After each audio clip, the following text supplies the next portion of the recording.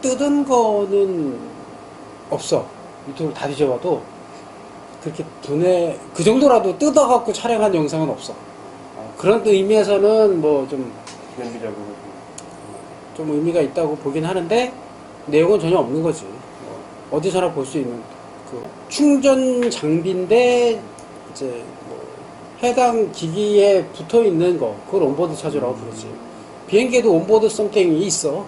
온보드라는 말이 붙어 있는 것들이 많이 있지. 원래는 일반적인 경우에 외부에 있던 장비가 뭐 비행기 안에 들어와 있는 시스템, 이런 건 다 온보드라고 불러.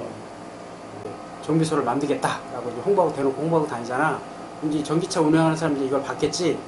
그럼 이제 이렇게 해서 이렇게 해서 이거 했던 사람이 이제 정비소를 운영합니다. 그러면 이제 그리 이제 수리하러 가겠지. 그러면 덤탱이 맞는 거지. 그렇게 장사하려고 하는 거야. 모르면 당해. 전기의 전적은 모르는 사람이야.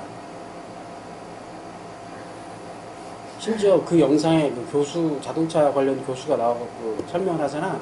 그 사람도 내연기관만 공부했던 사람이고, 그것도 학문적으로 공부했던 사람이라 현장 업무 너무 몰라. 그리고 최신 기술 모르는 사람이야. 그래서 그나마 다행인 건 본인이 인정을 해. 맞아. 중간에 나오죠. 인정을 해. 그래서 참 다행이야. 근데 최신 기술도 모른다는 걸 내가 최신도 아니지. 벌써 뭐 포르쉐가 그러니까 외국 차는 전혀 모르는 사람이라고 봐야 돼. 그 교수도. 거기에 나온, 그러니까 그 교수가 설명하는 과정에서 나오는 그 오류들, 이런 것들 내가 그냥 한번 쑥 보고 뚝뚝뚝 적은 것만 한 10개야. 리터당 얼마. 그러면 전기 자동차는 어떻게 계산해야 될까?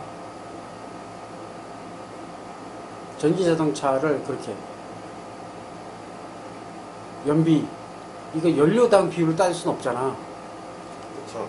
그럼 이거 어떻게 계산을 해야 돼? 완전 방전당 느낌. 완전 한 번 완충 시 최대. 완전히 충전한 상태에서 주행할 수 있는 거리? 그러면 연료 탱크가 큰 거는 더 많이 가는 거 아니야? 그치? 그럼 큰 배터리 장착하면 더 많이 가는 거잖아. 그건 연비랑 상관이 없잖아. 연비는 리터당 얼마 이렇게 계산하는 거지. 그럼 전기 자동차는 연비 계산을 어떻게 해야 될까? 뜻이가 암페어.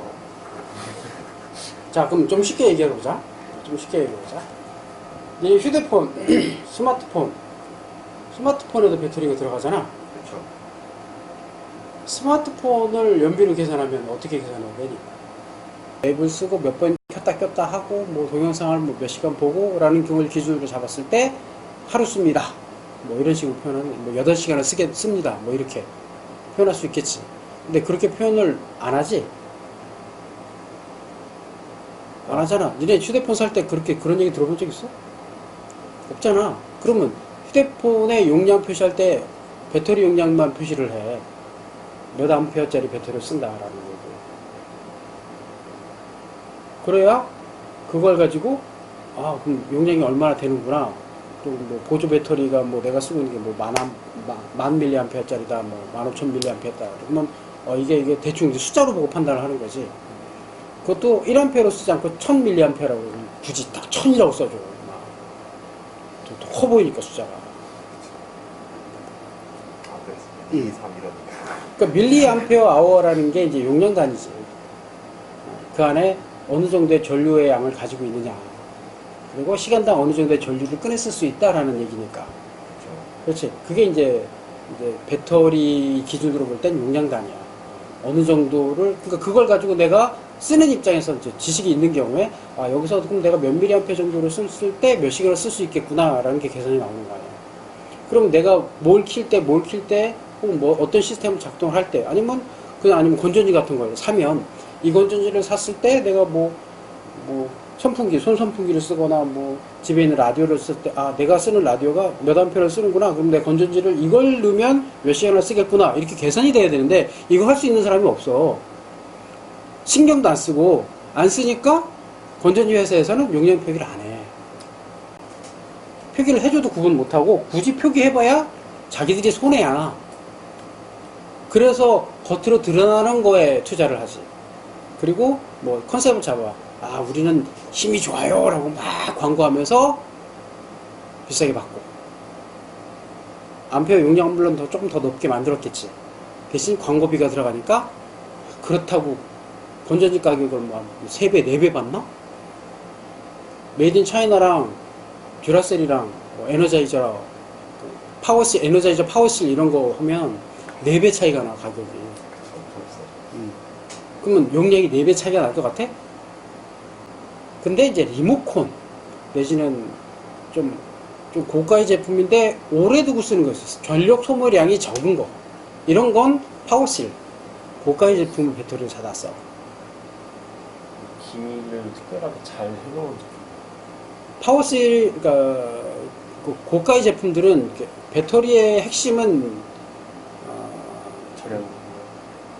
그러니까 실링, 내부에 있는 물질이 밖으로 나오지 않도록 만들어주는 거예요. 그 내구성, 그러니까 물리적 내구성이 굉장히 중요한데 사람들이 이거 생각 안 해. 얼마나 오래 가는지만 생각을 해. 왜냐면 이제 거기서 전해에게 노출돼갖고 그 망가질 수가 있거든, 제품이. 싼 것은 그런 거. 그래서 배터리를 껴서 오래 쓰는 제품들 같은 경우엔 좀 고품질의 제품을 쓰는 게 좋지. 그리고 뭐 오래 쓰지 않는다? 그럼 뭐 상관은 없어. 그러니까 자기의 용도에 따라 선택을 할 수 있어야 되고, 거기에 이제 용량 차이도 생각을 해줘야 되는 거지. 내가 실제로 이거를 이제 해본 적이 있는 게, 이게 7, 8년 전인가? 이 이슈 내가 제너럴 텍스트북 강의를 하다가 배터리 얘기를, 지금 이런 식으로 배터리 얘기를 하다가, 배터리에 용량 표기가 안 돼 있다. 근데 가격 차이 이렇게 난다. 그러면서 이제 얘기를 하다가, 아, 직접 한번 알아보자. 이런 생각이 든 거야. 그래서 에너자이저 본사에, 미국 본사에 내가 메일을 보냈어. 그리고 홈페이지에 아무리 뒤져봐도 용량이 안 나오는데, 난 니네가 만든 배터리 용량이 알고 싶다. 그래서 내가 피드백을 받은 게 있거든. 그래서 이렇게 저렇게 데이터를 해보니까, 저렴한 중국산, 지금 다 저기잖아, 그 알칼라인이잖아. 네. 알칼라인 기준으로 얘기했을 때 진짜 저렴한 미국산 알칼라인 배터리의 한 2배 돼. 용량이 2배가 돼. 실제로 그 당시에 여기서 같이 공부하던 애들하고, 야, 테스트 해봐. 내가 시켰어. 그래서 그 선풍기 있잖아. 그걸 가지고 이제 저렴한 거랑 비싼 거랑 넣어갖고 실제로 동시에 테스트를 해봐. 그랬더니 와, 벅벅차면서. 자, 용량의 문제야. 자, 그런 식으로 어느 정도의 내가 이 안에 연료 탱크가 얼마나다라는 표현은 배터리를 따지면 몇 암페어 아워다라는 표현과 같은 거지. 이해되지? 근데 지금 전기자동차에서 이렇게 표현하는 방식을 보면 암페어 표시를 안 해. 와트로 표시를 해. 아, 와트 아워로. 몇 킬로와트, 그래서 킬로와트당 몇 킬로 이렇게 표현하는 거야. 집에서 쓰는 전기 방식 그 가리비스네. 이게 무슨 소리일까? 킬로와트는 전력량이잖아. 그쵸. 이제 쉽게 이해되는 게 저거죠. 전자레인지. 그쵸. 전자레인지. 가정용이 700W 정도 나오고, 편의점에서 쓰면 1000W 1000W 정도 나와. 네. 똑같은 220V 쓰는데, 700W, 그러니까 햇반 같은 거 돌릴 때, 가정용 700W에서 돌리면 햇반 하나 돌리는데 1분, 아니지, 2분. 2분 돌리라고. 2분 돌리라고 돼 네. 있어. 2분 돌려야 이게 제대로 익으니까. 네. 근데 편의점에서 나오는 1000W짜리 좀 큰 거 있잖아. 그쵸. 그건 1분만 돌려도 되지. 그런 거야. 그러니까 에너지 소비를 얼마나 하느냐 안 하느냐에 달려 있는 거지. 전원이 같을 때 몇 와트다 이러는 거. 아, 전력을 얼마 쓰는구나. 전기세를 얼마나 내야 되는구나. 뭐 이렇게 표시할 수 있는 근거가 되는 거지. 즉 와트라는 건 이 기계가 전류를 얼마나 에너지를 쓰느냐를 표시하는 단위다. 이렇게 봐야 돼요. 레인지 모드로 넣으면 최저전력으로 해서 뒷바퀴만 구동을 하니까 먼 거리를 갈 수 있고, 스포츠 모드에 넣으면 사륜을 다 써. 아무래도 와트수가 높아지지. 그러니까 주행거리가 짧아지고. 와트수로 주행거리를 표시하는 게 과연 맞을까? 안 보죠.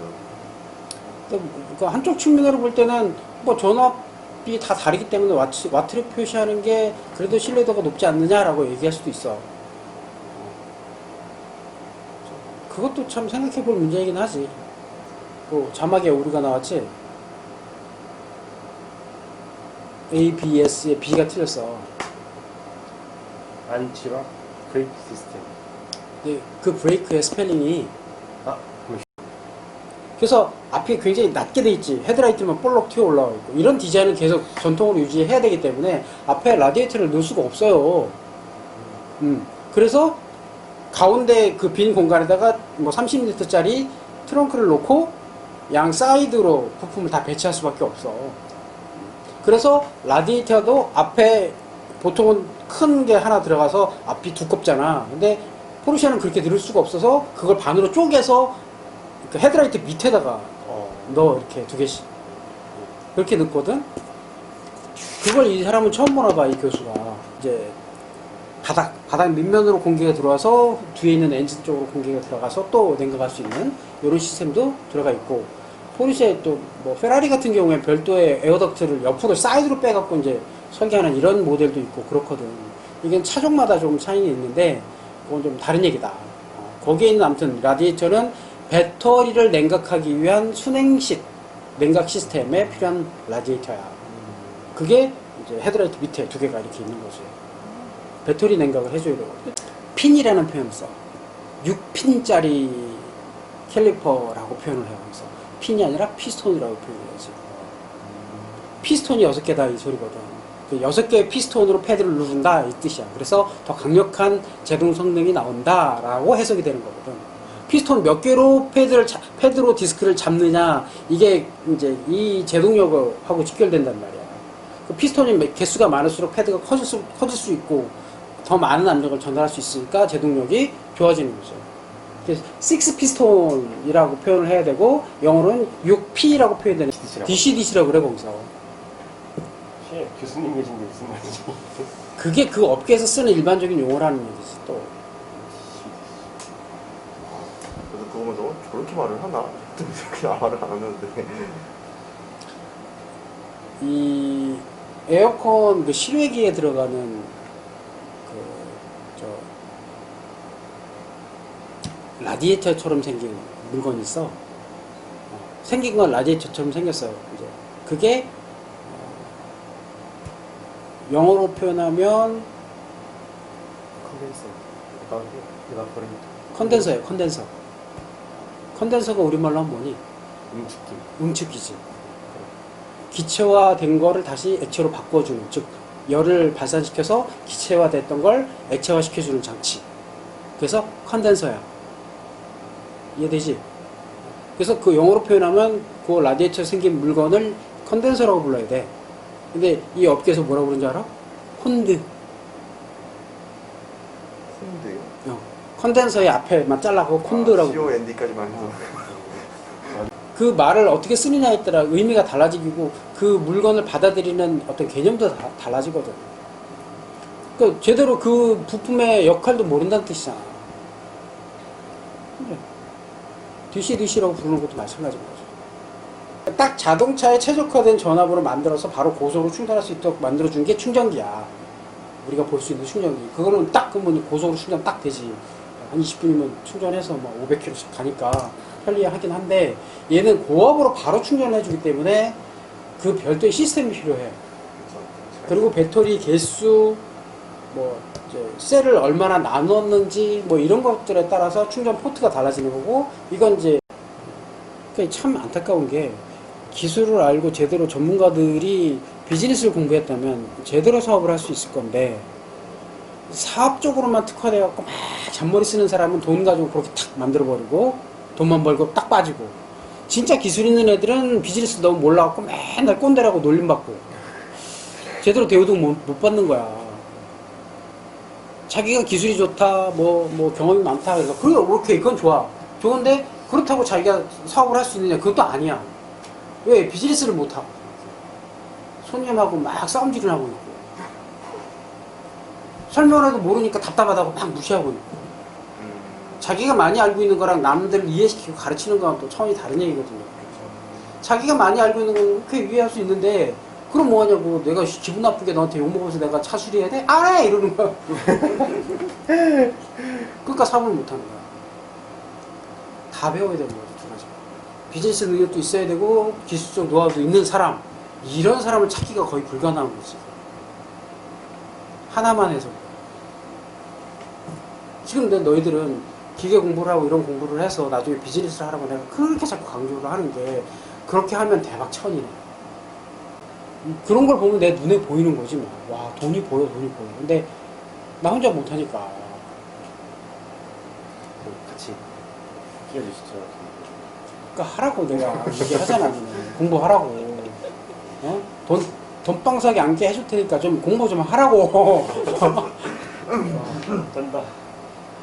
돈도 벌고, 재밌게 봉사도 하고, 남도 도와주고, 얼마나 재밌어. 나중에 존경도 받고, 사랑도 받고. 부와 명예와 존경까지. 할 수 있어. 인간이 제어할 수 없는 부분이 좀 많아지고, 그로 인해서 의도치 않게 내가 손해를 입거나 피해를 입을 수 있는 그런 상황이 벌어지기도 해. 그래서 좀 더 알아야 되지 않을까라는 거예요.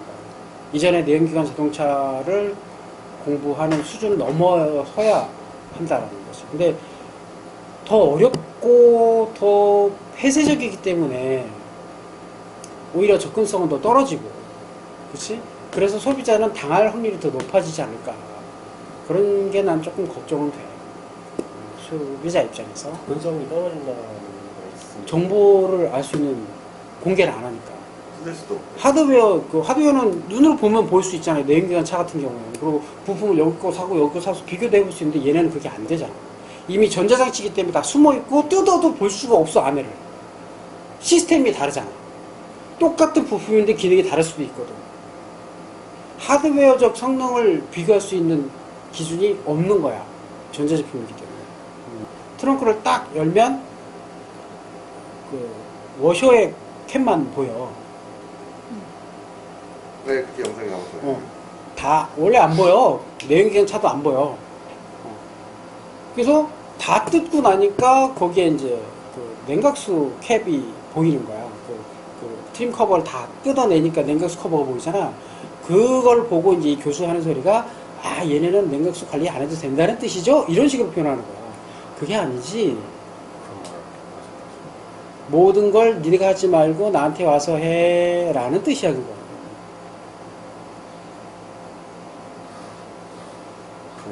냉각수 관리를 안 할 수 있어? 무슨 말이야? 말도 안 되는 소리지? 관리도 안 해도 될 것 같으면 냉각수 캡이 필요가 없지? 실링 해놨겠죠. 캡이 있다는 뜻은 관리를 해야 된다는 뜻이고, 소비자한테 권한을 안 준다는 뜻이야. 덮어놨다는 뜻은. 소비자들 뚜껑 열어서 수시로 확인해야 되는데 그걸 안 하거든. 점점 더 안 하거든. 그러니까 다 덮는 거야, 이제. 덮으면서 뭐라고 얘기를 해? 소음 때문에 덮었어요. 그래. 그리고 뚜껑 딱 열어보니까 깨끗하니까 보기가 더 좋거든. 야, 역시 전기차. 아니야. 정보를 차단하는 거라고 봐야 될 거야. 다 공개해서 관리할 수 있고 상태의 변화 눈으로 확인할 수 있어야 되는데 그걸 할 수 있는 소비자가 없거든. 차라리 다 막아놓고 내가 하는 게 나아. 못 듣게 만들어버리는 거지. 그래서 정비소에 들어와서 그걸 뜯으면 돈을 더 받는 거야, 이제. 그 회생제동을 할 때 자연적인 브레이크가 걸리니까 그걸 이제 선택에 따라서 조율할 수 있는데, 지금은 내연기관 자동차를 몰았던 사람들의 그 감각을 유지시키기 위해서 회생제동을 이제 선택할 수 있게 해놨잖아. 지금은 이거를 어찌 보면 의무적으로 그냥 다 이제 뭐 시간이 지나면 다 모든 차에 적용되지 않을까? 다 익숙해지면 그것도 불편한 게 아닐 테니까. 지금 이제 내연기관 자동차 때문에 그걸 선택하게 만들었지만, 그걸 모든 차에 기본으로 장착을 해버리면 브레이크 패드 손실을 좀 많이 줄일 수 있지. 정말 많이 줄일 수 있지. 그 단순히 뭐 에너지 절약 차원을 넘어서서 브레이크를 줄일 수 있는, 즉 환경적 측면으로 볼 때도 의미 있는 이제 기능이라고 볼 수 있는 거예요.